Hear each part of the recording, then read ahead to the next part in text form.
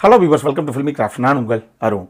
இந்த எபிசோட நம்ம பார்க்க போகிற படம் 2026 ஒரு English Gothic super natural horror thriller படமாக இப்போ தியேட்டர்ஸ்லேயே ரீசெண்டாக வெளியாகிருக்கிற ஹுக்கும். இப்போ இந்த படத்துடைய கதை என்ன அப்படின்னு கேட்டிங்கன்னா, படத்தில் நம்ம கதாநாயகனுடைய பேர் பாமன். இவர் பேசிக்காக ஒரு நாவலாசிரியர். இவர் ஒரு கதை எழுதிட்டாப்ல, ஆனால் அந்த எப்பிலாக் மட்டும் பெண்டிங்கு. அதை எழுதுறதுக்கு நம்மளுக்கு அந்த கதையை நினைக்கும் போது எல்லா விஷயங்களும் அறிவு மாதிரி கொட்டுது. ஆனால் அதை எழுத நினைக்கும் போது அந்த வார்த்தை அங்கே தான் எழுத வர மாட்டேங்குது. அதனால நம்மால் அதை இன்னும் முடிக்காமையே சுற்றிக்கிட்டு இருக்காரு. இதே நேரத்தில் இவருடைய அப்பா அம்மா 2 பேரும் இறந்து போய் 2 பேருடைய அஸ்தியும் கையில் வச்சுக்கிட்டு இருக்கிறாப்புல. இப்போ இந்த அஸ்தியை கொண்டு போய் தூவணும். எங்கே தூவணும் அப்படின்னா, அவங்க அயர்லாண்டில் ஒரு ஹோட்டல் ஒன்று இருக்குது, அங்கே தான் ஹனிமூன் கொண்டாடினாங்க. அதனால் அங்கே போய் இந்த கடைசி சம்பிரதாயத்தை முடிச்சிடலாம் அப்படின்னு சொல்லி இவர் அயர்லாண்டில் இருக்கக்கூடிய அந்த ஹோட்டலுக்கு வந்து சேர்றாப்புல. இப்போ அந்த ஹோட்டலுக்கு இவர் வந்ததுக்கப்புறம் ஆக்சுவலி அந்த ஹோட்டலுக்கு இவர் வர்றதுக்கே இன்னொரு ஹிடன் அஜெண்டா ஒன்று இருக்குது அப்படின்னு வச்சுக்கோங்களேன். அது என்னங்கிறது நீங்கள் படத்தை பார்த்து தெரிஞ்சுக்கோங்க. இப்போ நம்மளால் அந்த ஹோட்டலுக்கு வந்த உடனே பல கதாபாத்திரங்கள் நமக்கு அறிமுகப்படுத்தப்படுது. அந்த ஹோட்டலுடைய ஓனரு, அங்கே ரிசப்ஷனிஸ்ட் மாதிரி இருக்கக்கூடிய ஒரு நபர், அங்கே ஒரு பெல்பாய் இருக்காப்புல, ஒரு பார்டெண்டர் பொண்ணு ஒன்று இருக்குது. இந்த மாதிரி பல கதாபாத்திரங்கள் நமக்கு அறிமுகப்படுத்தப்படுது. ஆனால் இதில் ஒரு சில பேர் மூலமாக கதாநாயகனுக்கு ஒரு விஷயம் அந்த ஹோட்டலை பற்றி தெரிய வருது. அதாவது அந்த ஹோட்டலில் ஒரு ஹனிமூன் ஷூட் ஒன்று இருக்குது. அந்த ஷூட்குள்ளே ஒரு விச்சை இந்த ஹோட்டலுடைய ஓனரு பல வருஷமாக அடைச்சி வச்சுருக்கான். வெளியே லாக் பண்ணி அவன் தான் கீயை வச்சுருக்கான். அதனால் யாரும் அந்த ரூம் அக்சஸே பண்ணக்கூடாது அப்படின்னு ஒரு விஷயம் சொல்லப்படுது. இப்போ இவர்கிட்ட அந்த ஹோட்டலுக்கு போனதுலேருந்தே ரொம்ப அனுசரணையாக பேசுனது அந்த ஃபியோனா அப்படின்னு சொல்லி ஒரு பார்டெண்டர் பொண்ணு ஒன்று வரும். அந்த பொண்ணு தான். இப்போ திடீர்னு அந்த பொண்ணு மர்மமான முறையில் காணாமல் போச்சு அப்படிங்கிற ஒரு விஷயம் கதாநாயகனுக்கு தெரிய வரும்பொழுது, இல்லை காணாமல் போன அந்த ஃபியோனாவுக்கும் அந்த ஹனிமூன் ஷூட்டுக்கும் ஏதோ ஒரு சம்பந்தம் இருக்குது அப்படின்னு சந்தேகப்பட்டு நம்ம கதாநாயகனே ஒரு தருணத்தில் களத்தில் இறங்க போக, இதுக்கப்புறம் இந்த கதையில் என்னதான் நடந்தது, இதுதான் இந்த படத்துடைய மொத்த கதையை. இந்த படம் டேமியன் மெக்கார்த்தியுடைய ஒரு படம். யார் இந்த நபர் அப்படின்னு கேட்டிங்கன்னா, 2024 ஆடிட்டி அப்படின்னு சொல்லி ஒரு படம் ஒன்று வெளியாச்சு. நம்ம ஏற்கனவே விமர்சனம் பண்ண ஒரு படம்.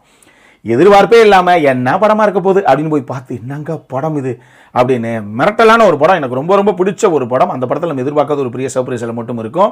நம்ம ஏற்கனவே விமர்சனம் பண்ணியிருக்கோம். அந்த படத்தை பார்க்கணும்னா அந்த விமர்சனத்தை பார்த்துட்டு அந்த படத்தையும் பாருங்கள். அந்த படத்தை கொடுத்த ஒரு இயக்குனருடைய அடுத்த படம் இது. அதனாலேயே எனக்கு ஆர்டியில் இருந்த அந்த ஒரு எக்ஸ்பெக்டேஷனு இந்த படத்து மேலேயும் பெருசாக இருந்தது. ஏதோ இந்த இதுலேயும் தலைவன் ஏதோ புதுசாக பண்ண போகிறாப்புல அந்த மாதிரி அப்படின்னு. ஏன்னா பொதுவாகவே டேமியன் மெக்கார்த்தியுடைய படங்கள் அப்படின்னா ஒரே ஒரு இடம், ஒரு 4-5 கதாபாத்திரங்கள், இதை மட்டும் வச்சு அந்த அட்மாஸ்பிரிக் ஹாரர் மாதிரி தான் வந்து அதை செட் பண்ணுவார். இந்த கதையும் இந்த படமும் கிட்டத்தட்ட அதே பாணியில் சொல்லப்பட்ட ஒரு படம் தான். உண்மையை சொல்லணும் அப்படின்னா இந்த படத்துக்குள்ளே ஹானஸ்டாக ஒர்க் அவுட் பண்ணப்பட்ட ஒரு 2-3 ஜம்ஸ்கேர்ஸ் இருக்குது. அதெல்லாம் ரொம்ப ஆர்கானிக்காகவே வைக்கப்பட்டிருக்கே தவிர சீப்பான ஜம்ஸ்கேர்ஸ் சொல்லுவோம் இல்லையா, அதாவது இந்த சோஃபா கடியிலேருந்து கை வர்றது, இந்த கட்டில் கடியிலேருந்து கால் வர்றது, இந்த மாதிரி எந்த காமெடி இந்த படத்தில் பெருசாக இல்லை. ஆனால் பொதுவாக இந்த ஒரு கிளாஸ்ட்ரோஃபோபிக் ஒரு ஃபீலை ஒன்று கொடுத்து அந்த என்விரான்மெண்ட்டே அந்த மாதிரியை வந்து கிரியேட் பண்ணி, இன்னொரு பக்கம் ஒரு கிரீப்பியான அட்மாஸ்பியரை கிரியேட் பண்ணி, இதன் மூலமாகவே என்னமோ நடக்க போதுங்க அந்த இருக்கல அப்படிங்கிற அந்த டென்ஷனை பில்ட் பண்ணிய ஆடியன்ஸை சீட்டேஜில் உட்கார வைக்கிற ஒரு மேஜிக் ஒன்று இருக்குது இந்த படத்தில். டேமியன் மெக்கார்த்தி அந்த மாதிரி தான் ஒரு விஷயத்தை இந்த படத்தில் கையாண்டிருக்காரு. பட் அதுதான் இந்த படத்துடைய பலம் பலவீனம் அப்படிங்கிற 2 விஷயமே. ஏன் அப்படின்னு கேட்டிங்கன்னா, நமக்கு நிச்சயமாக ஒரு சில இடங்கள் அந்த ஜெர்க்கு கொடுக்கறதுக்கு எப்பா அப்படிங்கிற அந்த ஃபீலை கொடுத்ததுக்கு அந்த மாதிரி அந்த கிரீப்பியான அட்மாஸ்பியரை அவர் கிரியேட் பண்ணது தான் காரணம். இதுவே எங்கே பலவீனமாக போச்சு இந்த படத்துக்கு அப்படின்னு கேட்டிங்கன்னா, ஒரே இருட்டு கருங்கும்னு இருக்குங்க படம் ஃபுல்லாக.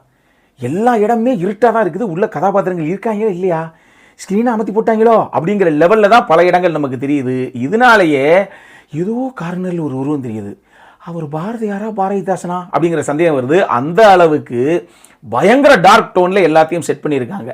இதிலேயே இந்த டென்ஷனை பில்ட் பண்ணுற நமக்கு ஒரு மாதிரி ஒரு அன்செட்டிலிங்கான அந்த ஒரு ஃபீலை விடுற அதே மொமெண்ட்லேயே ஒரு சில இடங்கள் அட போங்கங்க அப்படிங்கிற மாதிரி ரொம்ப அனாயிங்கான ஃபீலிங்கும் இந்த படத்தில் அதே அட்மாஸ்பியர் நமக்குள்ளே விடத்தான் செய்யுது. அதனால் இது ஒரு சில பேத்துக்கு ஒர்க் அவுட் ஆகும், ஒரு சில பேத்துக்கு சுத்தமாக ஒர்க் அவுட் ஆகிறதுக்கு வாய்ப்பு இல்லை. ஞாபகத்தில் வச்சுக்கோங்க. இந்த படத்தை பொறுத்தளவுக்கு கேமரா ஒர்க் ஆகட்டும், ப்ரொடக்ஷன் டிசைனுடைய ஒர்க் ஆகட்டும், சவுண்ட் டிசைனுடைய ஒர்க் ஆகட்டும் சூப்பராக இருந்தது. இந்த படத்தில் நீங்கள் எதிர்பார்க்காத ஒரு சின்ன சர்ப்ரைஸ் எலிமெண்ட்டும் உள்ளே இருக்குது. அது நீங்கள் படத்தை பார்த்தே என்னென்னு தெரிஞ்சுக்கோங்க. படத்தில் ஆடம் ஸ்காட் தான் கதாநாயகனாக பண்ணியிருக்காரு. அந்த கதாபாத்திரத்துக்கு என்ன தேவையோ அதை கணக்கச்சிதமாக கொண்டு வந்திருக்காரு அவர்.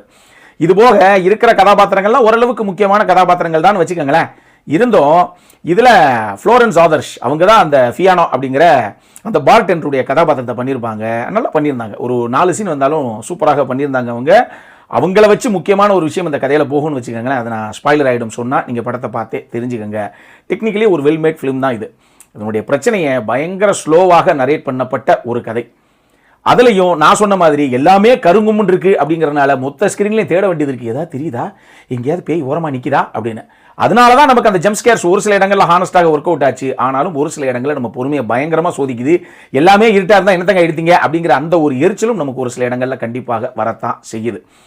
இந்த கதை இவங்க எடுத்துக்கிட்ட இந்த கதைக்கு 1.25 மணி நேரம் தான்ப்பா அந்த படம். தம்மா துட்டு படம். அதுவே எப்பா ஒரு 1/4 மணி நேரம் நீங்கள் கத்திரியை போட்டுருக்கலாம்ப்பா அப்படின்னு கண்டிப்பாக நம்ம பேக் ஆஃப் த மைண்டில் ஒரு ஃபீல் நமக்கு வரத்தான் செய்யுது. இந்த கதைக்கு அவ்வளோ ஸ்டஃபெல்லாம் கிடையாது. கொஞ்சம் வளவலா குளவலான்னு இழுக்கத்தான் செஞ்சுட்டாங்க.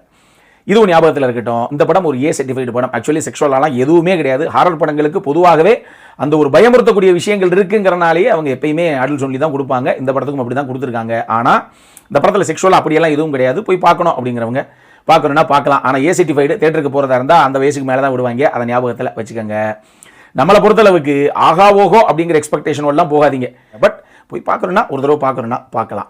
இது தியேட்டர் வாட்சா இருந்தது அப்படின்னா ஒரு கால் நீங்கள் யோசிச்சு நீங்கள் தான் எடுத்துக்கணும். ஓடிடி வாட்சா இருந்தது அப்படின்னா பொழுதுவாங்க சும்மா தானே பார்க்குறோம். அப்படின்னா பார்க்குறோம்னா ஒரு தடவை டெஃபினட்டாக ட்ரை பண்ணலாம் இந்த படத்தை. அப்புறம் என்ன, இதே மாதிரி இன்னொரு வீடியோவோட அடுத்த முறை உங்களை சந்திக்கிற வரைக்கும் இட்ஸ் அருண் சைனிங் ஆஃப்.